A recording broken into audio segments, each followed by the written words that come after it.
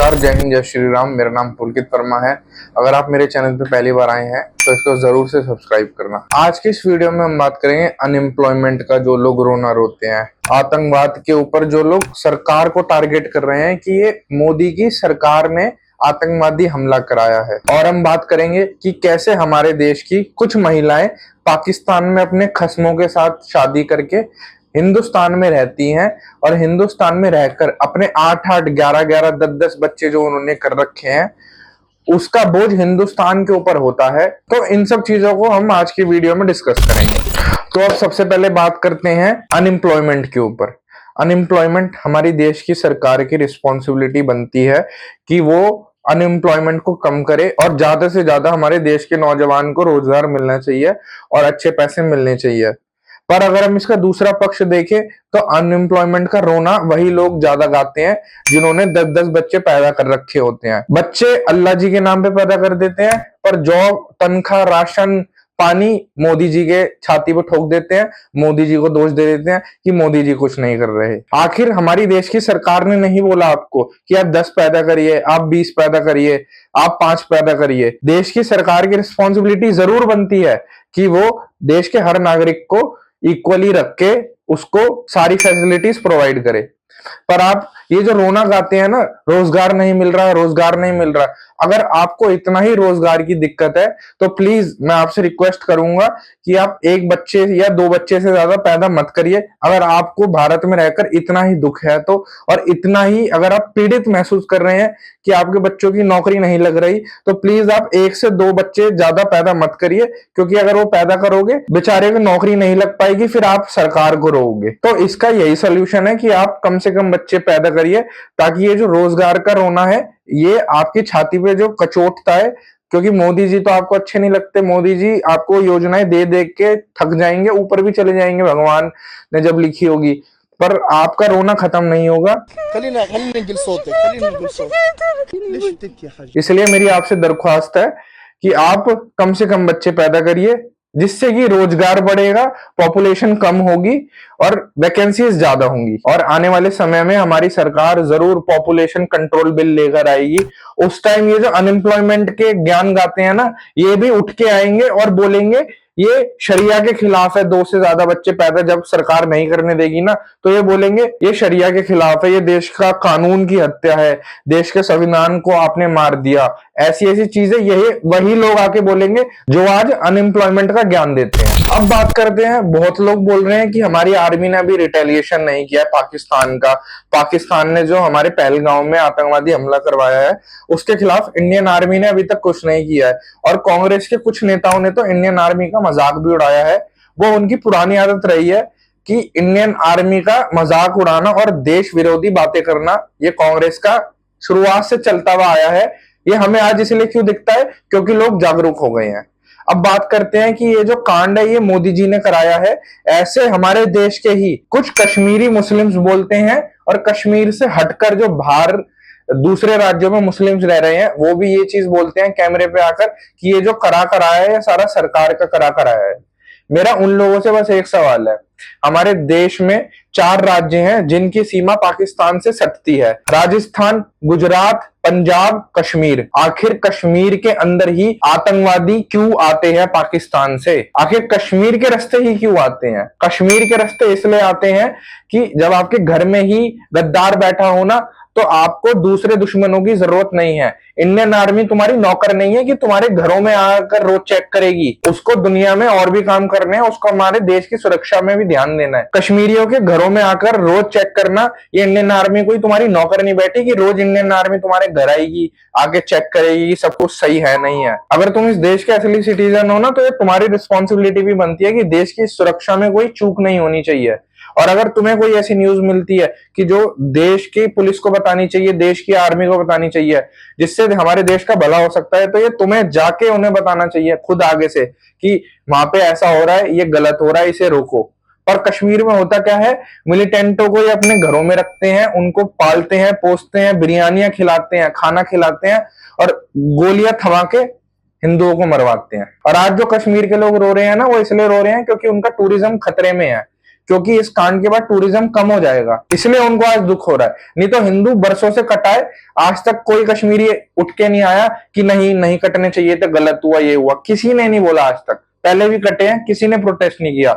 आज प्रोटेस्ट इसलिए हो रहा है क्योंकि उनको सिर्फ अपनी रोटी का खतरा दिख रहा है कि उनके घर के चूल्हे चलने बंद हो जाएंगे अगर टूरिज्म खत्म हो गया कश्मीर से। तो और जो लोग बोल रहे हैं ना मोदी ने करवाया है, अब जब हमारी इंडियन आर्मी रिटेलिएशन करेगी तो ये वही लोग हैं जो आर्मी पे सवाल उठाएंगे कि तुम हमें प्रूफ दिखाओ कि तुमने हमला किया भी है या नहीं।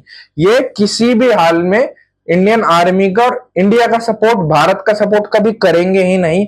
इंडियन आर्मी कितना ही रिटेलिएशन कर ले या हमारी देश की सरकार कितना ही पाकिस्तान की ऐसी तैसी कर दे, इनके दिल में पाकिस्तान है, तो ये पाकिस्तान को हमेशा फेवर करेंगे और इनडायरेक्टली इंडिया का विरोध करेंगे। अब बात करते हैं कि इस हमले के कारण हमारे देश में कितने सारे ये पाकिस्तानी लोग रहते थे, हमें आज पता चल रहा है। मतलब ये 17 साल, 20 साल, 30 साल, 40 साल पहले इंडिया आ गए, छुप छुपाते थे कांग्रेस के राज में, और इन्होंने असाइलम ले लिया, पेपर वेपर ले लिए, जो जो ये पेपर बनवा सकते थे इन्होंने बनवा लिए। इन्होंने आधार कार्ड बनवा लिया, वोटर आईडी कार्ड बनवा लिया, सारे डॉक्यूमेंट इंडियंस के बनवा लिए जो एक इंडियन सिटीजन के पास होते हैं। वो सारे डॉक्यूमेंट आज की तारीख में पाकिस्तानी मुल्क के निवासी के पास थे जो कि भारत में ही रह रहा है, और वो भारत के अंदर वोट भी डाल रहा है। ये हमारी इंटेलिजेंस आप देखो कि कितनी सक्षम है। हमारे देश के ही अंदर लोग इनलीगली पाकिस्तान के रह रहे हैं और ये लोग यहाँ पे वोट भी डाल रहे हैं, और हमारे देश की जो इंटेलिजेंस और प्रशासन है उसको कोई होश ही नहीं है। मतलब हद होती है। बाहर के लोग जब तक हमारे देश में रहेंगे, खासकर पाकिस्तानी जो साले हमारे कट्टर दुश्मन है, जब तक हमारा देश इंटरनली सुरक्षित नहीं रहेगा तो बॉर्डर पे सेना बेचारी मरती मरती थक जाएगी, कोई असर नहीं आने वाला। जितने भी पाकिस्तानी हमारे इंडिया में रहते हैं ना, और जो लोग इनका सपोर्ट करते हैं इंडिया में रहकर ही, इनको भी बाहर निकालो, पाकिस्तानियों को भी बाहर निकालो। जो भी व्यक्ति हमारे भारत के खिलाफ जाए उसको बाहर निकालो।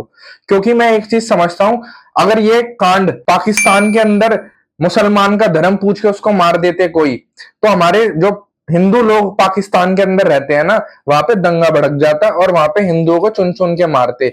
और हमारे देश का आप ये देखिए अच्छी चीज कि इंडिया के अंदर कितने सारे पाकिस्तानी लोग रह रहे हैं, और जो हमारे देश का हिंदू है उसने आकर एक चाटा भी नहीं मारा होगा किसी के ढंग से पाकिस्तानी के कि तू निकल अपने वापस मुल्क जा। यही सेम चीज आप उल्टी करके देख लो तो पाकिस्तान के अंदर हिंदू कटने चालू हो जाते। अगर ऐसी कोई स्थिति होती पाकिस्तान में कि मुसलमान पूछ पूछ कर गोलियां मारी होती किसी को, तो वहां के हिंदू पिटते और वहां के हिंदुओं को काटा जाता। और अगर ये पता चल जाए पाकिस्तान के अंदर कि कोई हिंदुस्तानी रह रहा है, और इतनी बड़ी टेंशन में ना उसको गायब कर देते वो लोग, पता भी नहीं चलता।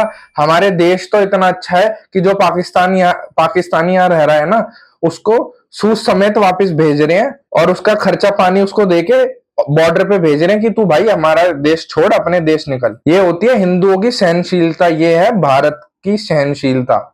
और कुछ लोग कितना भी तुम कर लो, वो इंडिया का विरोध करेंगे, वो भारत का विरोध करेंगे, क्योंकि उनके दिल में पाकिस्तान है। तुम कुछ भी कर लो, अपना सर भी काट के उन्हें दे दो, तो भी वो खुश नहीं रह सकते, क्योंकि दिल में पाकिस्तान है। और ये सब चीजें मैंने इतने दिनों से एनालाइज करी है ना वीडियोस के थ्रू। कश्मीर के लोगों के मुंह से जो शब्द निकलते हैं इनडायरेक्टली, उनकी बातों में जो पाकिस्तान के लिए फेवर दिखता है, और हमारे देश में ही कुछ राज्यों में पाकिस्तान के जो झंडे उखाड़ते हैं और जो उसके झंडे को प्रोटेक्ट करते हैं, और जो कैमरे पे आके पाकिस्तानी प्रेमी बातें करते हैं, भारत विरोधी बातें करते हैं। हमारे देश के दुश्मन शरद पवार तो है ही, हमारे देश के दुश्मन हमारे देश में भी रहते हैं, जिनका इलाज करना बहुत जरूरी है, क्योंकि ये खाते यहाँ का है, गाते वहां का है। योजना इनको आपसे चाहिए, नौकरी इनको आपसे चाहिए, पर इनके दिल में पाकिस्तान है।